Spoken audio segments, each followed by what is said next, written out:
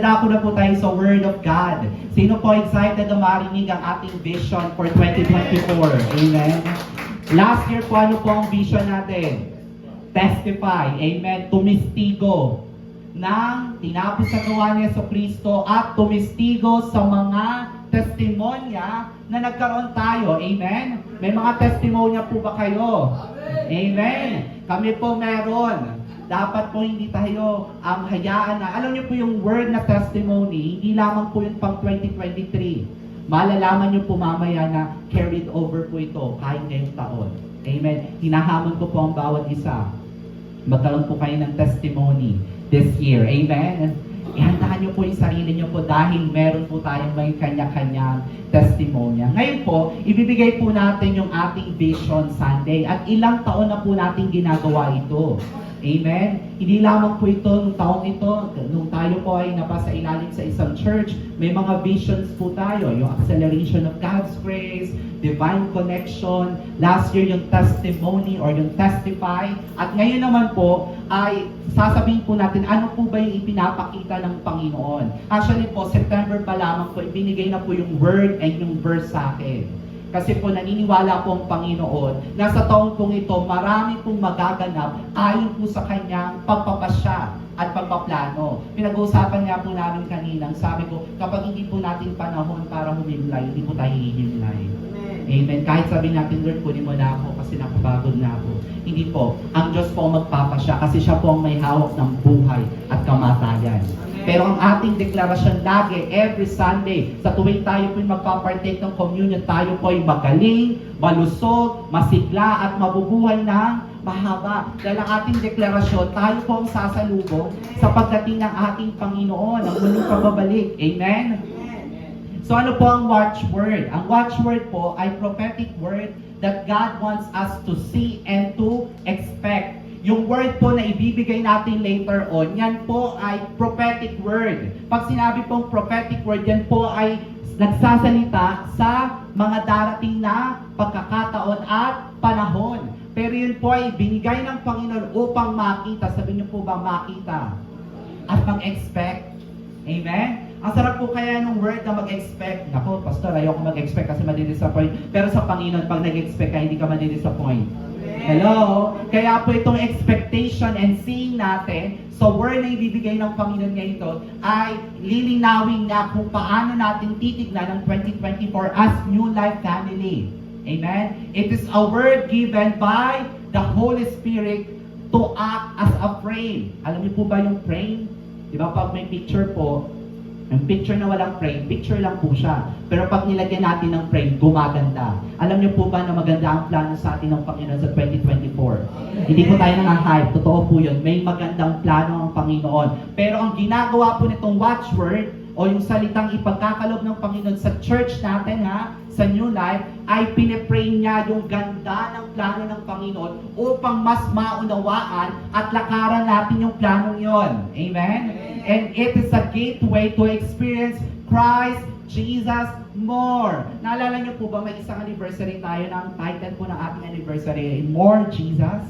Amen? We want more of Him. I think mga 4 or 5 ata ho yun na anniversary natin. More Jesus. And it is intentional instruction to obtain plan and purpose. Kaya po mamaya, tatlo pong bahagi ng ating mensahe, yung kabuuan ng mensahe na ibibigay sa atin, yung instruction niya, at paano natin ito i-apply for 2024. Amen?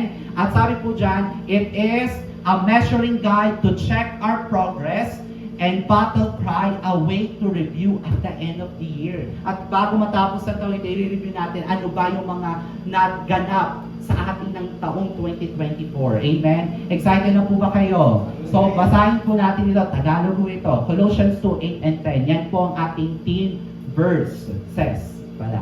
Kasi matatlo yan. Mag-ingat kayo upang huwag kayong mabihag ng sino man sa pamamagitan ng filosofiya at walang kabuluhang pandaraya. Batay sa tradisyon ng mga tao, batay sa mga mapamahing aral ng sanlibutan, at hindi batay kay Kristo. Next verse. Sapagkat sa Kanya ay naninirahan ang kabuuan ng kalakasan ng pagka-Diyos sa anyong katawan. Verse 10, ito po yung inugatan natin na magiging team watchword po natin for 2024. Verse 10, at kayo'y ginawang buong buo. Amen? Dahil sa pakikipag-isa ninyo sa siyang ulo ng lahat ng pamunuan at pamahala. Sa ibang salin po, sa MPB, kaya't nalubos na ang inyong buhay sa pamamagitan ng inyong pakikipag-isa sa Kanya, na siyang nakakasakop sa lahat ng kapangyarihan at pamahalaan. Pero gusto niyo po na mas better translation, nakakita po tayo. Sabi po sa ang salita ng Diyos, Tagalog Contemporary Bible Version, at naging ganap. Sabi niyo nga po, ganap. Kayo sa pakikipag-isa ninyo sa Kanya na siyang Pangulo at lahat ng Espiritong namumuno at may kapangyarihan. Ngayon, Pastor, ano po ang ating watchword? Bago po ang watchword, basahin po natin sa English kasi po, English yung watchword natin. Pero ang ganda po ng word na ganap. Amen? So you are complete through your union with Christ. Kompleto na daw tayo sa pakikipag-isa natin kay Kristo, who is the head over every ruler and authority. Sa ibang salin, and you are in Him, made full, and having come to the fullness of life, in Christ you are filled with the Godhead, Father, Son, and Holy Spirit, and reach full spiritual stature. So ang vision po natin for 2024, this is the year to complete.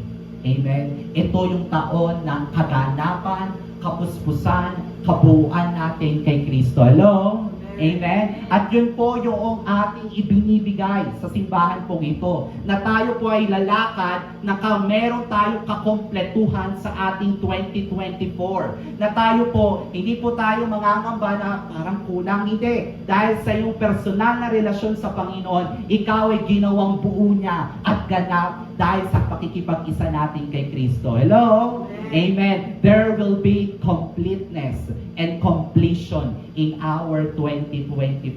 Meron po ba tayong mga hindi tapos na mga pagkakataon sa ating buhay? Ang sabi ng Panginoon, anak, kukumpletuhin ko yon ngayong 2024. Amen? Meron pong pagkumpleto na gagawin ng Panginoon ngayong taon. May kaganapan. Meron tayong kaganapan. Tayo po bilang isang Kristiyano, tayo po ay nabubuo ng tatlong bagay. Inaral ho natin yan. Tayo po ay espiritu na merong kaluluwa at nakatira sa katawan. Kaya po yung tatlong bahagi po ng ating pagkatao, meron niyang kabuuan sa pangalan ng Panginoong Jesucristo. Ngayon po, sabi po, ang complete daw po sa Greek, yan po, dun sa ginamit na complete sa Colossians 2 verse 10, yan po ay pleroo, to make full, to complete, to make complete in every particular, to render perfect, to carry into effect, bring to realization. Kaya po tayo ngayon po, babaguhin yung pag-iisip natin ngayong taon, na kapag tayo po ay sumasayang, na para bang may mga pagkakataon na parang hindi na tayo kompleto, parang kulang-kulang. Bakit parang ganito, lagi tayo naghihikahos? Magkakaroon tayo ng realization na yung ating kabuuan ay nagsisimula dun sa dinipositong kapangyarihan ng Panginoon sa ating born-again spirit. Amen? Kasi po yung born-again spirit po natin, yan po ay buo na. Yan po ay wala ng kulang. Ang ginagawa lang po natin, yung diniposito niya sa ating espiritu ay pinalalabas natin upang maramdaman po natin, maranasan natin dito sa physical realm yung kabuuan at kumpletuhan na ibinigay sa atin ng Panginoon. Amen? Maging sa ating kalusugan, we are being challenged sa ating kalusugan. Ang gagawin lang po natin, nakakatakin natin yung sinabi ng Panginoon na by His stripe we are healed. Pagkakaroon ng kakompletuhan sa ating kagalingan. Amen? Ikaw ay magaling na, pero gusto natin yung manifestation. Gusto nating makita. At yun din po yung gustong gawin ng Panginoon. Makita mo yung kakompletuhan mo sa Kanya upang mapapurihan at mag-glorify natin ang Kanyang pangalan. At magkaroon tayo ng testimony this year. Amen? Kaya magkaugnay po yung year to testify and year to complete. Ang sabi po dito, it is also an accomplishment, complete, Ayan po ay nanggaling sa word na pleres, na ang ibig sabihin po ay abounding in, completely occupied. Maganda po dito, you are being used to full of the presence of the Lord. You are being, wala po dyan yun. Ito po yung mga dagdag na kaalaman po. Sabi po dyan, full of the presence of the Lord. Kaya nga po kung babalikan po natin yung Amplified Version, tignan nyo ho, sa Amplified Version ng 2 Colossians 2:10. Pakita po natin. Taas po tayo. Sabi po sa Colossians 2:10, sa Amplified. Nalagpas po kayo. Ayan, ang sabi po dyan, no, you are in Him. Sino po ba dito na kay Kristo na? Ang sabi dyan, made full and having come to the fullness of life in Christ, you are filled with the Godhead. Sino po ang kasama natin sa born again spirit natin? The Father, the Son, and hindi po ba tayo kompleto na? The whole Godhead at pagka-Diyos ng Diyos ay nasa atin. Kaya hinahamon tayo ng Panginoon sa taon pong ito. Tara, hayaan natin na yung kakumpletuhan natin ay umalisangsang at magsalita sa buhay at katawan natin dito sa lupa. Amen? Yun po yung hinahamon tayo, na yung kakumpletuhan na meron na tayo ay magkaroon ng manifestation. Pero meron pong bahagi iyan. Sabi sa verse 8, maganda po itong pag-usapan, beware. Sabi nga po, beware. Meron pong binigyan na instruction si Apostle Paul sa mga tiga-Colossians. Kung gusto natin magkaroon ng tunay na maranasan natin yung sinasabi ng Panginoong tayo'y kumpleto sa Kanya, kailangan meron tayong paghahanda sa mga ano ba sa Tagalog ng beware? Sa mga pag-iingat. Meron pa po babala. Mga babala sa atin. Sabi niya dito, beware lest anyone cheat you through philosophy and empty deceit, according to the tradition of men, according to the basic principle of the world, and not according to Christ. Kaya nga po yung word na beware po dyan, pag tinignan po natin sa Greek, yan po ay blepo, na ang ibig sabihin ay to look, see, perceive, discern, be observant, watchful. Ano pong gagawin natin? Ngayon pong taon na kakompletuhan, kailangan po i-filter natin yung mga bagay na napapakinggan natin at mga taong sinasamahan natin. Hello? Ang sabi po dyan, philosophy. Alam niyo po ba, wala sa entire Bible na sinabi yung word na philosophy. Sa Tagalog po, filosofiya yung ginamit. Diyan lang po sa verse na yan. Bakit po? Ang age po natin ngayon, ang tao po, patalino ng patalino. Hindi po yan hindi po yan babawasan. Kasi po ang age po natin ay age of wisdom or knowledge. Kaya ang lahat po ng tao ngayon, lalo po yung mga Gen Z, at tatalino ng mga yan. Ang gagaling ng mga yan. Kaya sa sobrang nilang talino, nakakalikha na sila o nakakatawa sila ng mga paniniwala na hindi naaayon sa salita ng Panginoon. At doon papasok ang simbahan upang maitama po natin yung mga kaisipan na yon at maibalik po sila kung ano yung sinasabing tama at mali na Biblia. Hello? Parang wala po kayong amen doon. Amen? Diba? Kung ano ang sinasabi ng salita ng Panginoon, yun po yung dapat nating pinaninindigan sa kanila. Pero ang sabi po dyan, we need to be observant and we need to be discerning.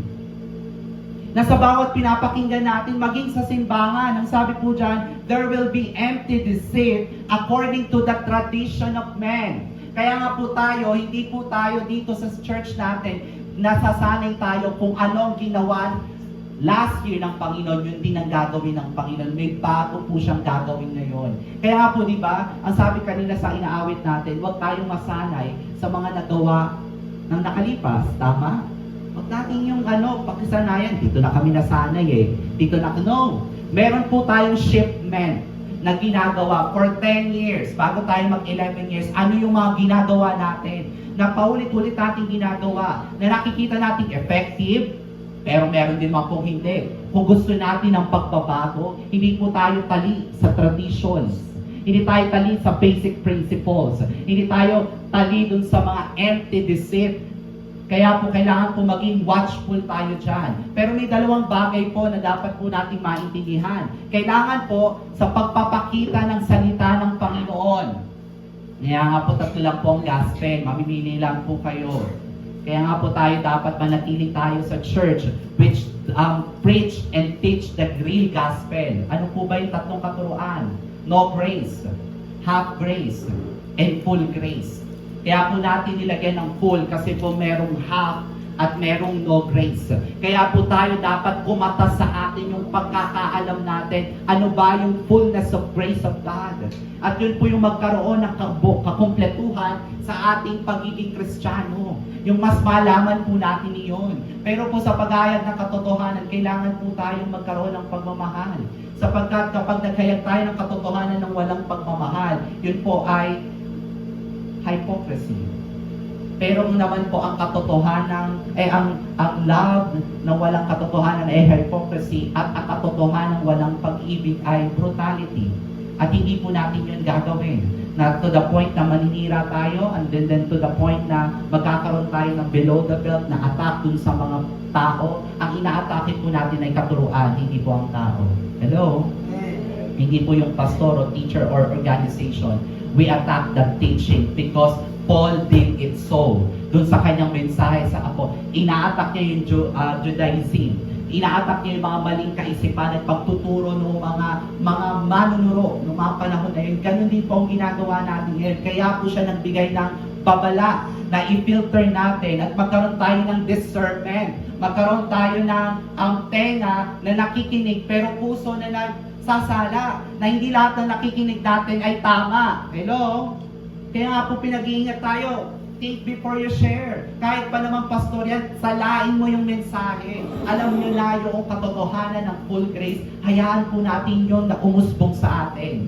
Hello? Kaya pong sabi po dyan, see to it that no one takes you captive. Sabihin nyo nga po captive. Ang captive po ay para pong, ikaw ay, ano yun yung may ransom, ano po yung tawag doon? Hindi, may isa pang term sa dinakip. Parang kinidnap. Tayo po ay kinikidnap ng mga katuruan. May 4 na bagay po na ipinakitang dapat po nating maging aware. Vain philosophy, yan po yung mga pag-iisip o katuruan na makamundo. Amen? Hiwalay sa Panginoon, yan po ay kamangmangan. Pangalawa, yung vain deceit, walang kabuluhang pandaraya. Empty, void, deceived, high-sounding nonsense. Ang sabi nga po na napakinggan kong preacher, hindi po porket hypoloading yung mga words, magaganda yun po yung paniniwala. Tignan natin in the light of the scripture. Ito pa yung sinasabi ng Bible. Kaya nga po unang tinuturo natin sa Bible school ay ano po? The Bible is the Word of God. Yun po yung start, beginning and middle ng ating pag-uusapan pagdating sa simbahan. Dapat po naniniwala tayo na ang salita ng Diyos ang Biblia ay salita ng Diyos. Kung hindi po ganun ang ating paniniwala, ay hindi po yun katotohanan na ipinagkakaloob ng Biblia. My final authority is the Bible. Kapag hindi sinabi ng Bible, hindi po tayo susunod. Pero hindi naman po pocket nakita natin sa Bible, ayun na po yun. Kailangan natin tignan ng konteksto.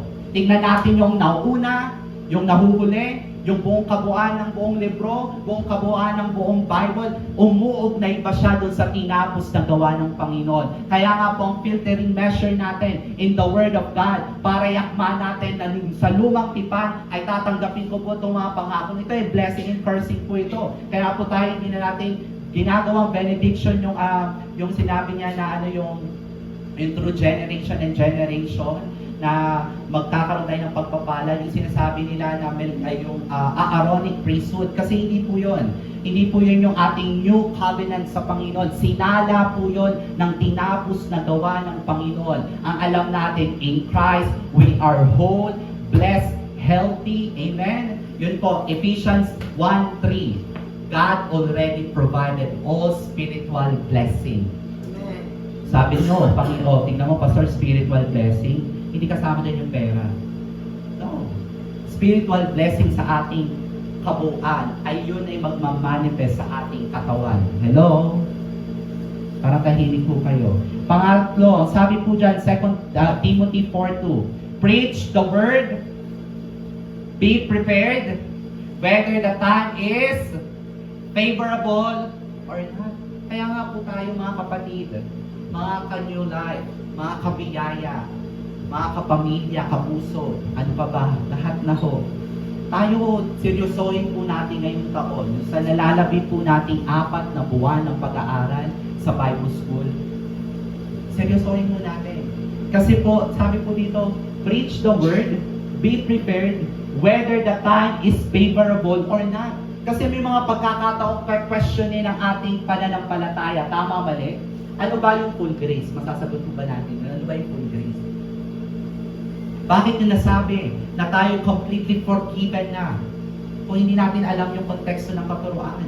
Paano natin nasabing tayo yung magaling na? Kung hindi natin nakita yung handle at substance ng ating itinuturo. Kaya nga po sabi po dito, preach the word. Kasama po yan dun sa babala ni Pablo sa mga Colossians na dapat alam po natin ang ating itinuturo. Amen? Hindi lamang po basta nakpakinggan. Grace na tayo, no.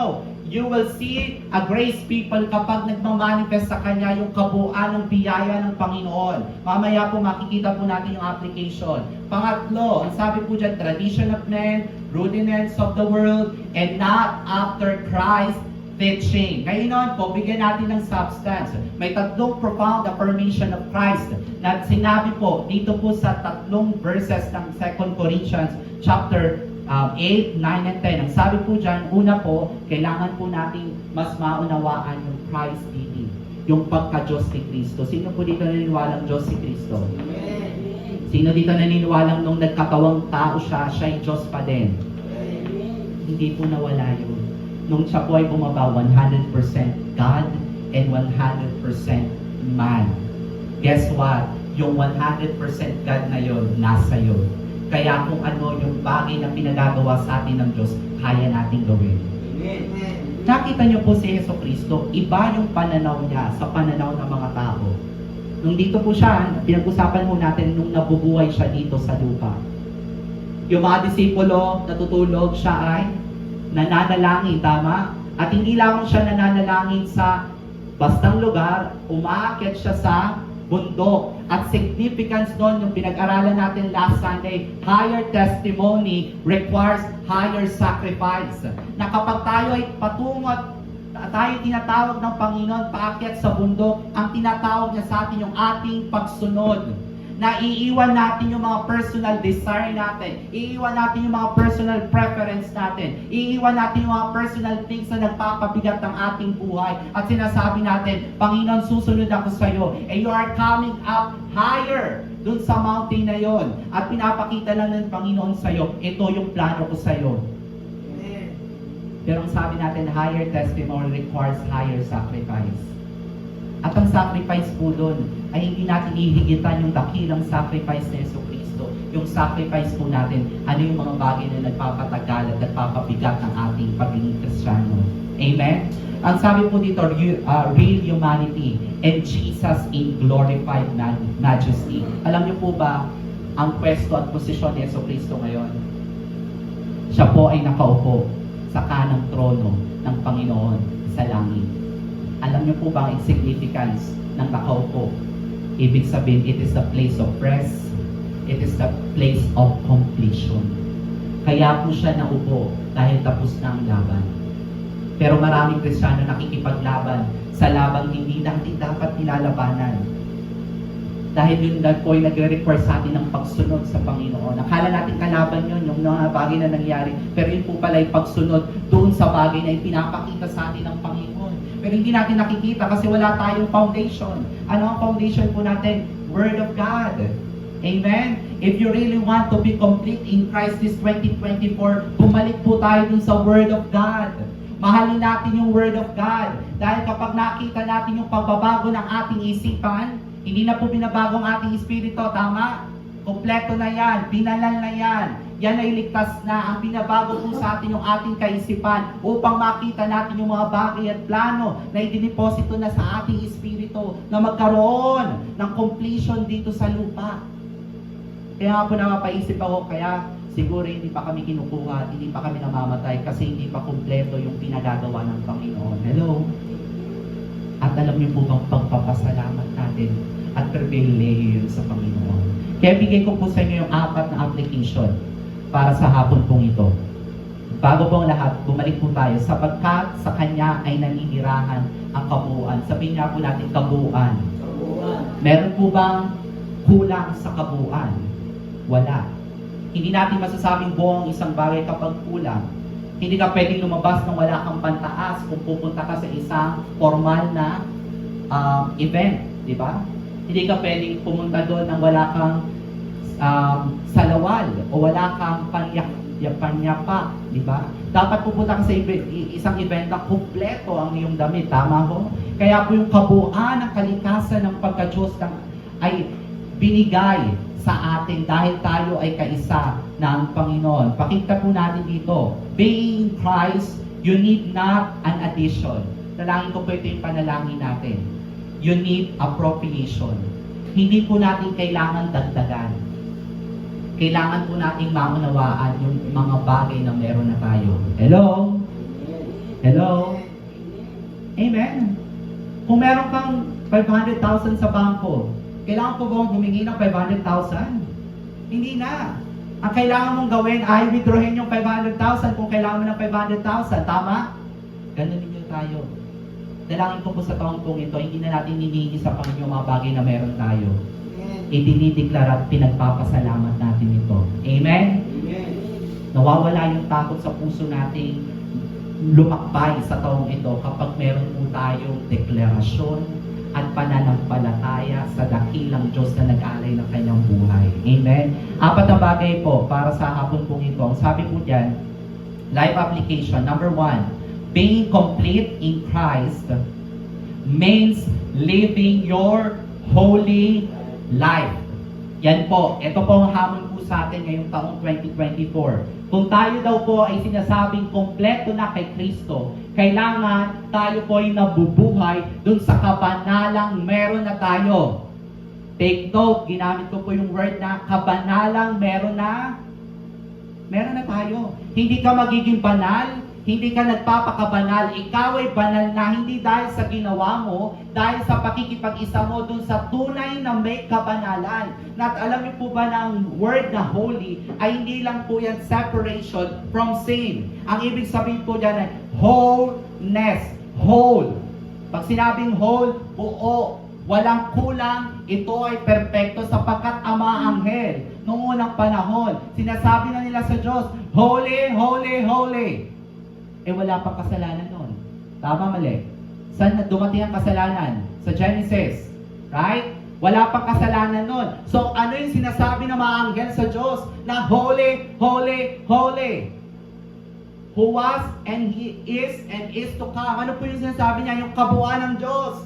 Namamangha sila sa kabuuan ng Diyos. Alam niyo po ba na kapag niyakap po natin pagiging kompleto natin kay Kristo, mamamangha ang mga tao sa iyo sapagkat makikita nila buong buo ka at hindi ka nagkukulang sa presensya ng Panginoon. You are living a holy and whole life. Kaya kasama po dyan yung pag-iingat ng mga binibigkas natin. Hello? Yung binibigkas natin, mag-ingat po tayo sa mga kwentuhan natin. Ano ang laman ng ating bibig? Sapagkat sabi doon, kung ano ang laman ng ating bibig, siya laman ng ating puso. From out of the abundance of our heart, the mouth speak. So ano pong lumalabas sa ating bibig? Living a holy life. Church, hamon po ito sa atin na makita yung pagiging Kristiyano natin. Amen? Pakita yung pagiging Kristiyano natin hindi lamang po dito sa church, sa trabaho, at hindi lamang po sa trabaho natin ginagalingan pagdating sa church, wala na po. No. Kung gaano po tayo kasigasig sa pagpasok sa ating mga hanap buhay, trabaho, ganun din po tayo kasigasig sa pagiging ministeryo or ministro ng Panginoon. Bakit tayo po ay mga kamanggagawa ng Diyos? Hello? Gumawa po ba ang Diyos? Gumagawa po ba ang Diyos? Yes. tayo po'y sumasabay dun sa paggawa ng Panginoon. And we all know that even our good deeds and our good things na gagawin, ipiniprayer na rin ng Panginoon. Amen? Napakagandang good news po yun. Kaya nga po sabi po niya sa kanyang salita, kaya't yamang tinanggap niyo si Kristo Jesus bilang Panginoon. Sino po dito ang mga tumanggap na kay Kristo? Patuloy kayong mamuhay ayon sa... Basahin niyo po yung yellow. Hindi po yan. Yung verse natin, next verse, Pastor. Yan po, kaya't yamang tinanggap niyo si Kristo Jesus bilang Panginoon, patuloy kayong mamuhay ayon sa... Mamuhay sa sarili mo? Hindi. Kanino po? Ayon sa pattern after Christ. Amen? Pattern after Christ. Pag-isip po yung ating mga spiritual na mga spirito ngayon, dating spirito. Makita po natin na sa taong 2024, hindi na tayo half Christian. Amen? Hindi na tayo medyo Christian. Tayo po talaga ay Kristiyanong buong-buo kay Kristo.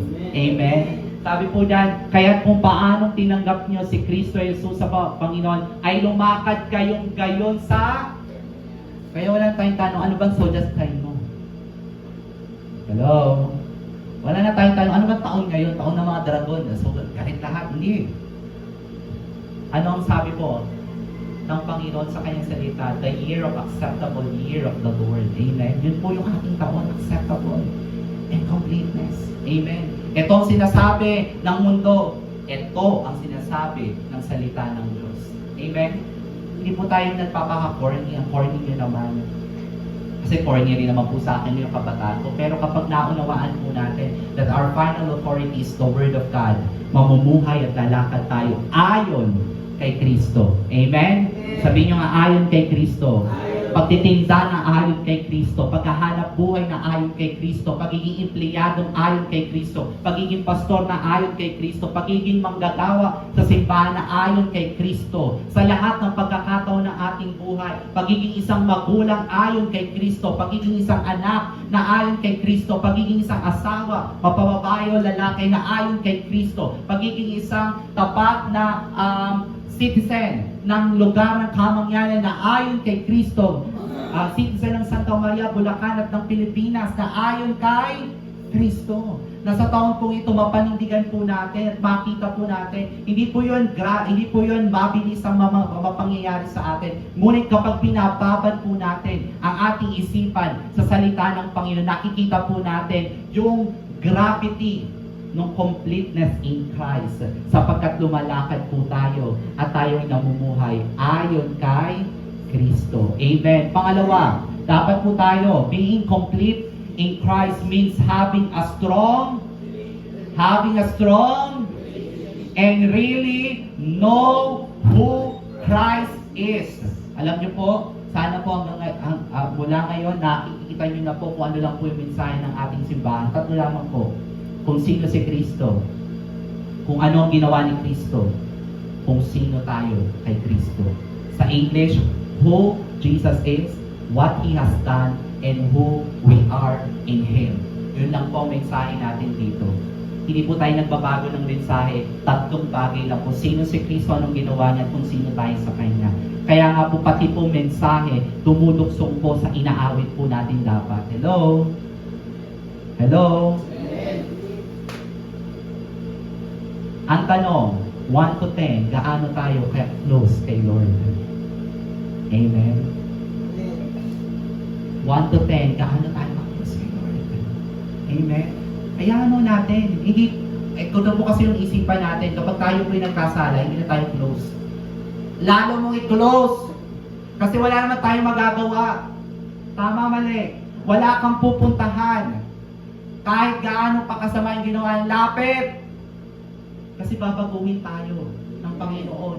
Si Abraham, hindi siya yung Abraham nag-alay kay Isaac. Si Abraham, nung lumapit siya sa Mount, ano pong Mount yun? Moriah. Nang ibig sabihin, God sees. Hindi na po si Abraham yun nung nakilala ng Diyos doon nang siya po ay pinapunta sa Canaan. Hindi na po yun yung Abraham nagsinungaling kay Abimelech. Hindi na po yun yung Abraham na nakipaglaban at nagkaroon ng ng pagpili dun sa kanyang pamangkin na si Lot na pumili ka kung anong gusto mo, dun ako pupunta. Hindi na po yun si Abraham. Yung Abraham na yon na nag-alay ng kanyang anak, yun po yung Abraham na kilala ang Diyos. Na kung ang Diyos ay hingi ng aking anak at kailangang patayin, siya din ang Diyos na bubuhay sa aking anak. Ganon ka-close si Abraham kay sa Diyos. Ngayon tayo, kung tayo ay may nawala ngayon, noong 2023, may mga pagkakataon na naalis sa atin. Ngayon, panindigan natin at panampalatayaan natin, ang Diyos ang magbabalik na ito. As we pursue God, we will overtake and we will recover all. Amen? Yun po yung dapat maging pananampalataya natin. Pangatlo, being complete in Christ is knowing you have strong faith. Napakaganda po niyan. Sa second year po natin, ng EMI Bible School, wala pong iba tayong pag-usapan kundi pananampalataya. At pang-apat, ito po yung ibinibigay talaga na dapat po maintindihan natin. Being complete in Christ is having a thankful and grateful heart. Gaano po tayo ka-thankful sa Panginoon sa araw-araw? Amen? Gaano tayo ka-thankful? Alam niyo po, pag thankful yung heart natin, thankful din tayo sa ibang tao. Kaya sabi ko po, nung nag-preach po kami at nagkaroon po tayo ng worship service dun sa wake ng Tita Senya, sabihin mo na I love you sa bawat kakilala mo na talagang mahal mo Kasi hindi na nila maririnig pag namatay sila. Tama? Yun po yung mga realization na dapat dalhin natin at dapat gawin natin. Minsan na-corny po yun na I love you, pero kami na Ate Grace ko, yung Ate Grace ko, nakaka-cliche na pero sabihin mong I love you sa kanya, grabe yun. At dapat ginagawa mo natin yun. Dahil po, tayo po dito sa lupang, sabi nga natin, hindi natin alam yung inakda ng Panginoon. Kahit sabihin natin we are healed, kapag inakda na ng Panginoon na na-miss niya na tayo, kukunin niya na tayo. Tama? Pero kahit anong gawin natin, kapag hindi naman inakda ng Panginoon na pumunta ka doon, hindi ka pupunta doon. Kaya tayo po, let us be grateful. Amen? Ano yung mga bagay na pinagpapasalamat natin sa 2023? Kalimutan mo yon, ipagpasalamat mo lang sapagkat alam ng Diyos, may bago siyang gagawin ngayong 2024. Amen? Hallelujah! Sa apat na bagay basahin po natin muli bago tayo magtapos. Life application, being complete in Christ, meaning living your holy life. Tara po, tayo po'y maging Kristiyanong totoo. Number 2, being complete in Christ means having a strong relationship and really know who Christ is. Number 3, being complete in Christ is knowing you have strong faith. Number 4, being complete in Christ is having a thankful and grateful heart. Ano po ang watchword natin ng 2024? The year to complete. Ito po ang big idea natin ngayong hapong ito. Sa lahat po ng sinabi ko, kahit ito lang po ang maintindihan nyo. Ano po ang big idea natin? Sabay-sabay po natin basahin. In Christ, I am complete. Deklara po natin yan. In Christ, I am complete. Kasabay po na in Christ, I am charito. Deklara po natin, in Christ, I am complete. Amen. Purihin po natin ang dakilang Diyos. Hallelujah.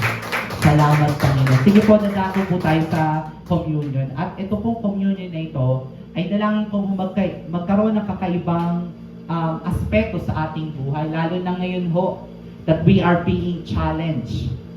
Amen. We are being challenged sa ating mga health, sa ating mga kalusugan. Alam niyo po, ako po, bago pa po ma-hospital si Daddy, ako po ay pinag-i-insulin na ng mga doktor. Pero hindi po ako pumapayag. Sabi ko, hindi. Magagamot ako. Kasi hindi man po ako nagamot. Kaya siguro po nag-shoot up yung ano ko. Sabi ko, magagamot ako. Pero, ang sabi ko, Panginoon, ikaw ang aking kagalingan. Kaya po, sobra po ako na-challenge nung nag-preach po dito si Pastor Nomer. Amen? Lifelong yung pinagdadaanan niya Amen? Kasi po, vertigo yun Maiiwasan lang po yun sa pag-inom ng gamot. Pero lifetime niya na po yung dadalhin. Ang sabi ko, Lord, kung yun yung lifetime niya, ito yung lifetime ko. Pero hindi ko pinananampalatayaan ito yung aking lifetime na sakit. sapagkat sa iyo ako'y kumpleto na, sa iyo ako'y may kagalingan na. Kaya alam niyo po, hinahamon ko po kayo sa pag-partake natin sa communion. Maaaring hindi kayo nagpapacheck up, hindi niyo alam na may something na mali sa katawan niyo. Pero kesa marinig natin yung bad news, pero okay po magpa-check up ha, hindi po natin tinuturo dito, huwag pumunta sa doktor, okay ho yan. Bakit alam niyo po, yung peraso ng papel na nagpapakita ng inyong karamdaman ay magiging patotoo mo after mo magpa-check up ulit na lahat ng yun ay negatibo na. Amen? Kaya po tayo, I encourage you, kung gusto niyo magpa-check up, pagpa-check up po kayo. At kung may nalaman po kayong bad sa inyo kung ano, wag po kayong matakot because in Christ we are complete. Ang ating kagalingan na nasa Kanya na, panghawakan po natin. Ito po yung taon na lalakaran po natin yung sinasabi ng Panginoon, nakakompletuhan sa ating mga buhay. Kaya sa oras pong ito, ay tumayo po tayo, magtiklara po tayo ng kalakasan sa Panginoon, kalakasan, kagalingan sa Panginoon. Come on. Hallelujah, Lord. We just want to thank you, God. We just want to thank you. Oh, Jesus. Salamat, Panginoon. Lord, may dalawa po kaming elemento dito na mananatiling elemento at pisikal na bagay unless kasakapanan mo po ng iyong makapangyarihang salita. May dalawa pong elemento dito, tinapay at saro, Panginoon. Mananatiling tinapay at saro po ito. Kung hindi nyo po lalagyan ng mga pangako at mga pangakong binitawan mo na.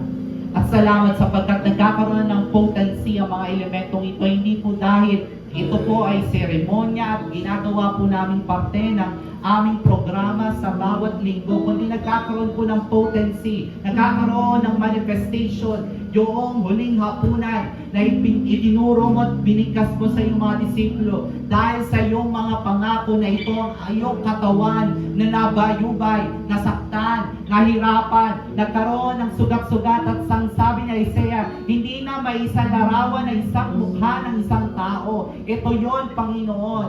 Ito yung simbolo na yun. Kaya sa oras kong ito, alam po namin na kami po'y kaisa mo na, Panginoon. But right now, we commemorate, we celebrate, we remember na ang iyong katawan ay nawasak upang aming katawan ay maging buo at kumpleto. Salamat sapagkat sa oras mong ito, Panginoon. Nagpapasalamat po kami sa napakagandang mensahe mo, Panginoon, sa hapong ito na sumasangkap upang magkaroon po ng substance yung word. Yan, magkaroon ng substance yung word at magkaroon ng handle ito. Nahahawakan po namin na sa kabila ng katawang ito'y nangihina, na sa kabila ng katawang ito'y nagkakasakit, na sa kabila ng katawang kong ito'y mahiga, mapapagod, at makakaranas ng iba't ibang pain. Nagpapasalamat po kami sapagkat ang katawan kong ito ngayon na, hindi bukas, hindi mamaya, ngayon na ay magaling sa pangalan ni Jesus, sa pangalan ni Jesus. Mula sa ulo hanggang paa namin, Panginoon, kami po'y nananampalataya, O Diyos, na hindi po dahil ito po'y hype ng Word of God. This is what we believe. This is what we truly know in our heart, that we are healed in the name of Jesus. Lord, dumaloy ang kagalingan sa aming mga buhay. Pagkaroon din po ng wisdom kung paano po namin ito gagawin sa mundong ito. Kung magkakaroon ng daluyan ng bawat gamot. Pero kung meron man pong ilan dito nang sinasabi po nilang sapat lang yung salita para sa kagalingan namin, so be it in the name of Jesus. Salamat, Panginoon. At ang saro naman po na sumisimbolo ng yung banal na dugo, nagpapasalamat naman po kami sapagkat hinugasan mo kami. At ang sabi po ng paglalarawan ng iyong salita, kami po ay maputing at maputing tela, Panginoon, sa inyo po. Walang bahid ng karumihan ng kasalanan. Nalangin ko po magkaroon ng hamon to live a holy life this year. Not in our own strength. Not in our own power. Hindi po namin kayang mabuhay sa kabanalan ng sarili at kanyang lakas namin.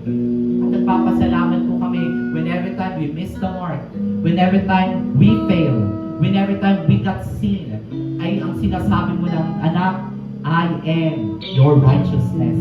Kaya, Panginoon, sinasabi po namin, you are my righteousness. Ikaw po ang aming katuwiran. Ikaw ang aming kapatawaran. Ikaw ang aming paglilinis. Ikaw ang aming kakompletuhan, kabuuan, at kami po ay isang bagong nilalang sa inyo pong harapan, Panginoon. Hindi niyo po tinitignan ang aming kasalanan, kundi tinitignan mo ang tinapos na gawa ni Yesu Cristo. Kaya kami po ay nagpapasalamat. Hindi po namin ito i-take for granted. We will be challenged to live the whole and holy life dito sa mundo pong ito. Nagpapasalamat po kami na as we partake as one body sa tinapay at sa sarong ito, nagpapasalamat po kami sapagkat ito po ay magkakaroon ng manifestation sa aming buhay. Ito po ang aming dalangin sa pangalan ng Jesus. Amen. Church, let us partake.